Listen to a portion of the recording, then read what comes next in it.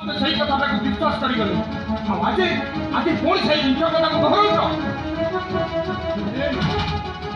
তুই এটি কোন করছু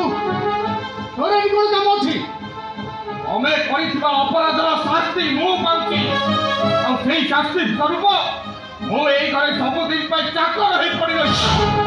রে হে লক্ষণ আরে ମୋ ପାଇଁ ନିଜ ପିଲାଟା କଷ୍ଟ ପାଉ କିନ୍ତୁ ତମକୁ ଏଠୁ ଚାଲିଯିବା ଆଜି ମୁଁ ତମର ଅସଲ ରୂପ କହିଦେବି ମୁଁ ସମସ୍ତଙ୍କୁ କହିଦେବି ମା ଶୀଘ୍ର ଆସ ମା ଶୀଘ୍ର ଆସ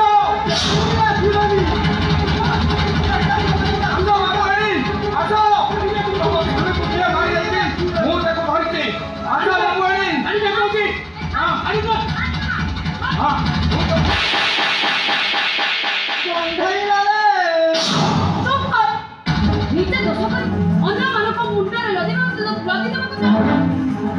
बाबा